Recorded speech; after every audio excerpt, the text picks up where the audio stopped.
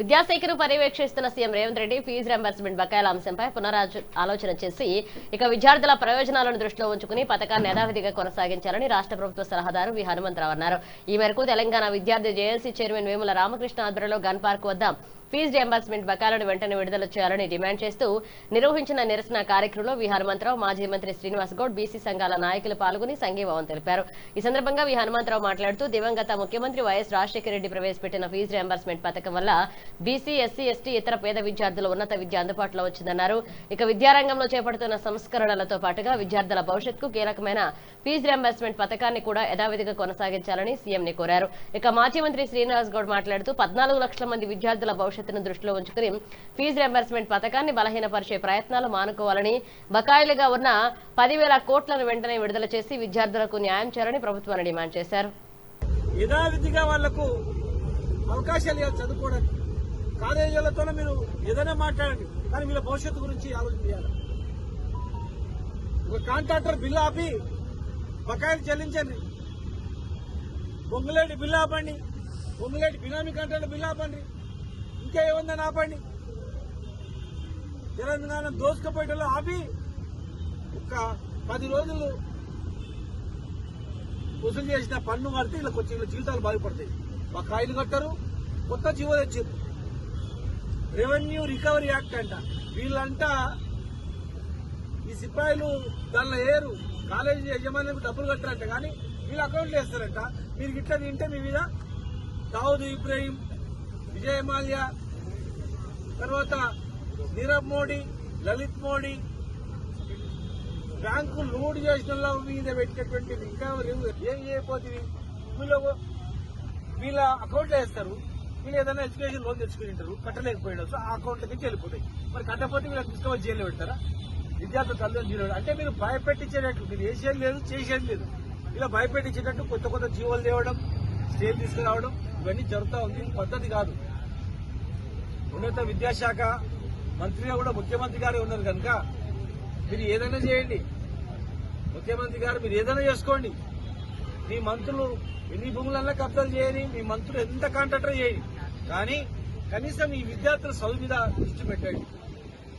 వీళ్ళు వెంబడి మేము 10 సంవత్సరాలు Osmania, Palamuru university, Telangana university, Kakatiya university, Vemana university, అనేక జిల్లాల్లో విద్యార్థులు తెలంగాణ గురించి ఆత్మ బలిదానం చేసుకుంటే కన్నీళ్లు పెట్టుకుని వచ్చే తెలంగాణ మీదేరా బాబు, మీ గురించే మేము కొట్లాడుతున్నామని చెప్పి మరి తెచ్చుకున్నాం.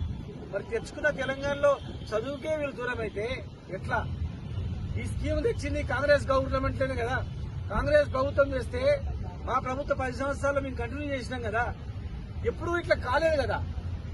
కాలేజీలు ఒకవేళ బకాయిలు ఉండొచ్చు మేము కొంత, మరి ఈ 3 సంవత్సరాల్లో తెలంగాణ రాకముందు కూడా బకాయిలు ఉన్నాయి. ఆంధ్రప్రదేశ్ ప్రభుత్వంలో, ఏపీ ప్రభుత్వంలో బకాయిలు ఉన్నాయి. తర్వాత 10 సంవత్సరాల్లో కొంత బకాయిలు ఉన్నాయి. ఈ 3 సంవత్సరాల్లో మీరు వచ్చిన తర్వాత ఏం లేదు కదా, ఖచ్చితంగా లేదు కదా. విద్యార్థులకు ఇంత చేస్తాం, అంత చేస్తాం, అది చేస్తాం, ఇది చేస్తాం అన్నందుకే వీళ్ళ తల్లిదండ్రులు ఓట్లు చేసిన తర్వాత ఇలా వీళ్ళని గాలికి వదిలిపెట్టి వీళ్ళ తల్లిదండ్రులకు భారమయ్యేటట్లు చేయడం చాలా అన్యాయం.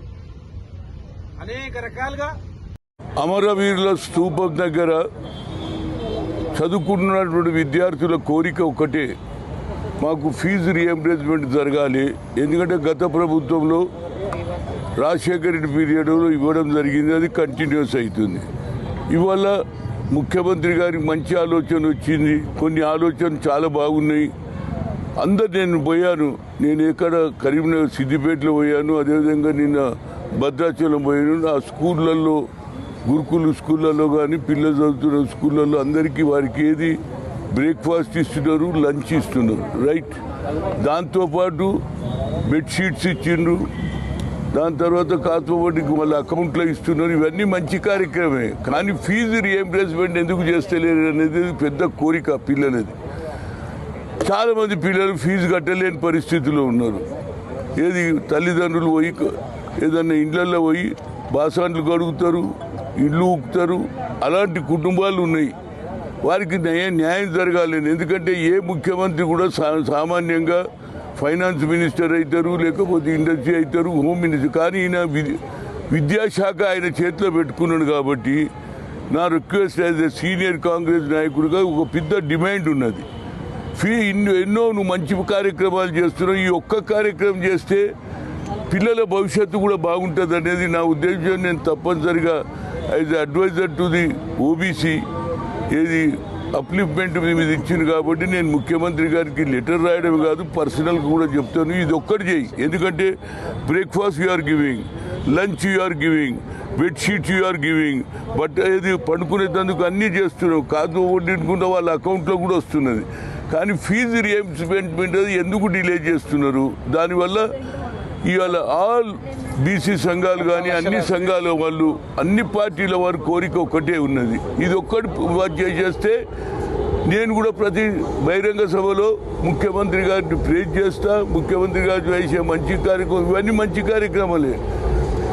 ఎక్కడైనా పొరపాటు జరిగితే ఏది భోజనాలలో కానీ తిండిలో చేస్తే దాని మీద సీరియస్ యాక్షన్ అని కూడా చెప్పాను. ఎందుకంటే పిల్లల భవిష్యత్తు అందుగురించే నువ్వు విద్యామంత్రిగా తీసుకున్నావు. విద్యామంత్రిగా నువ్వు ఇలా ఏది స్పోర్ట్స్ సిటీ చేస్తున్నావు, మా అందరికీ సంతోషం. ఎందుకంటే ప్రతి పిల్లగాళ్ళు నువ్వు ఆడాలి, వరల్డ్ కప్లో ఏది గోల్డ్ మెడల్ తేవాలనేది నీ ఉద్దేశం. మెస్సీని కూడా తీసుకొచ్చావు ఏది ఫుట్బాల్ ప్లేయర్ను.